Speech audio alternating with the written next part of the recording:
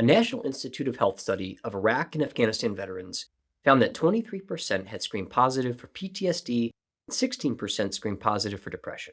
So if you're dealing with a mental health condition after military service, you are not alone. However, it can be more difficult to demonstrate the severity of mental health conditions than other medical conditions. So today we're going to talk specifically about how to get the highest possible VA rating for mental health conditions, or how to know if VA might have underrated your claim. This video assumes that you've already established service connection, so if you're still in need of proving that, then you should check out one of our many other blogs or videos that we have on the subject. So Dallas, to begin, maybe we can start with addressing what really is one of the more common questions that we get, which is, what are some of the more common ratings that VA assigns for psychiatric conditions, generally speaking, and what are some of the symptoms that are attributed to those ratings? Yeah, great question, Mike. We're going to talk more about the higher ratings, but I will just say VA evaluates all mental health disabilities using the general rating formula for mental disorders. So, no matter what your diagnosis is, that's probably what they're going to rate you under. So, VA rates using a 10%, 10, sorry, VA rates using 0%, 10%, 30, 50, 70, or 100. Under a 10% rating, you're just looking at probably your symptoms are controlled by medication. But when we turn to the higher ratings, VA is looking at what level of occupational and social impairment you have.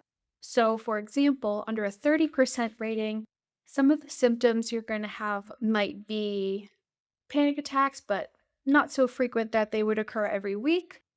Some mild memory loss, such as people's names or directions. And those are just a couple of examples. Now, under the 50% rating, VA is looking for occupational and social impairment with reduced reliability and productivity. So, this is similar to the 30% rating, but you're having a higher level of impairment. Some symptoms you may see are flattened affect, disrupted speech, difficulty understanding complex commands, impairment in your memory. Again, this is going to include both short and long term memory. For example, you might be forgetting to complete tasks at work or at home. And you're also going to see some impaired abstract thinking. And at this level of impairment, you're probably starting to see the social aspect as well. So, kind of struggling to establish relationships and maintain them. Next is the 70% rating. And this is consistent with occupational and social impairment with deficiencies in most areas. And this could include work, school, family relationships, judgment, thinking, or mood. Most commonly, you're seeing symptoms like suicidal ideation, obsessional rituals that are interfering with performing routine activities, some other speech impairment too, including speech that is intermittently illogical, obscure, or irrelevant. We're also seeing near continuous panic and depression. And this is near continuous, so it's really affecting the ability to function independently. Some other symptoms we may see are impaired impulse control, spatial disorientation, neglect of personal hygiene, and a more severe social impairment that could be described as inability to establish and maintain relationships. And finally, the 100% rating under the rating criteria is based on total occupational and social impairment. And this consists of, for example, symptoms like gross impairment in thought or communication, persistent delusions and hallucinations, grossly inappropriate behavior, persistent danger of hurting yourself or others, and intermittent inability to perform activities of daily living. Finally, something like disorientation to place or time, and then severe memory loss of your close relatives or even your own name. And so, Dallas, obviously there's a lot there, right? And Yes. so I encourage anyone who is looking to see whether their symptomatology would warrant an increased rating, look at the regulation. There's a lot to be considered. One thing that we often get asked of us involves whether veterans who come to us with different diagnoses of different mental health conditions whether they can be rated separately for each one of those conditions. Okay. So take an example, we see this pretty routinely. Veteran comes to us and has a diagnosis of depression and PTSD. So the question is, okay, I have an exam, I have medical evidence that shows that I have symptomatology for my PTSD specifically, other evidence that maybe shows that some of my symptomatology is related to my depression. Can I get two separate ratings for those conditions? And the answer is that while you can get both conditions service connected, they're going to be lumped together for purposes of rating the condition. And so one rating will be assigned per, or should I say, one rating would be assigned for any and all mental health diagnoses under the umbrella of a mental health disorder. One thing that is challenging is documentation of a person's mental health condition.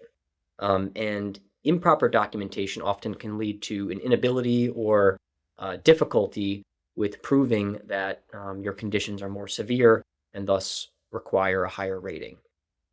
So, Dallas, turning back to you for a second, what kinds of evidence should veterans consider obtaining or developing to help support their claim for an increased rating? Yeah. So, for example, if you are keeping a daily log, perhaps with a diary or a journal that you're documenting your psychiatric symptoms, that could be super useful for your claim.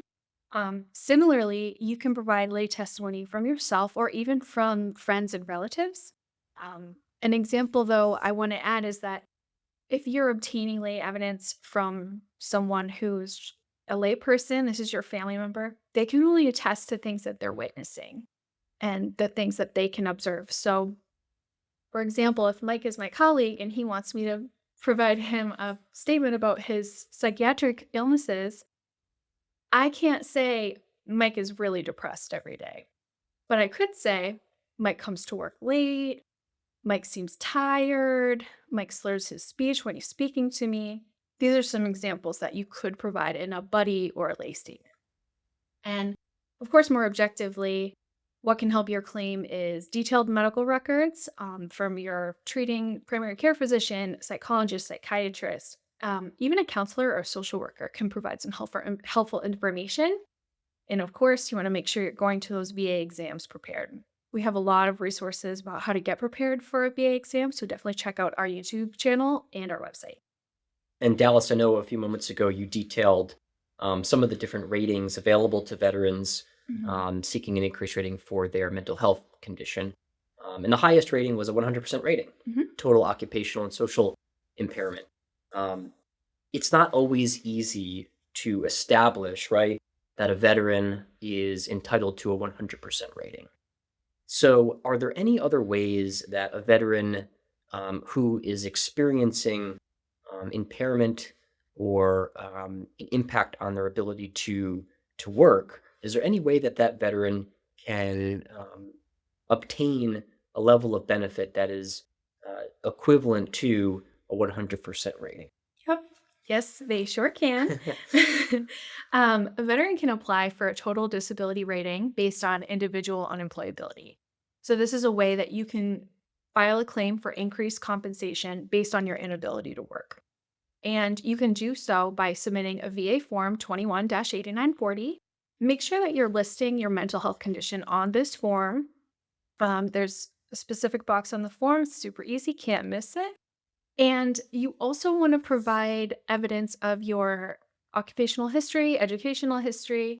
That specifically is going to go on the form, but of course, you want to provide medical evidence, lay evidence that directly connects your psychiatric symptoms to why you cannot work. So be specific, I have a panic attack that, keeps me from concentrating when I get in the office every day. This can be really useful to supporting your TDIU claim.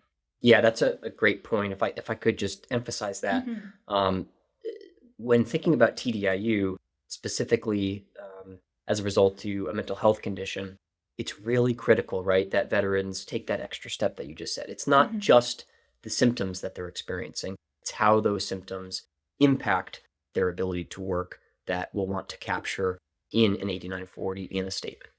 Um, I think that's a good place to To end, I know that dealing with a mental health condition is challenging enough.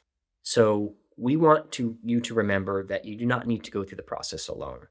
If your claim has been denied or it's underrated, please contact us for a free case evaluation.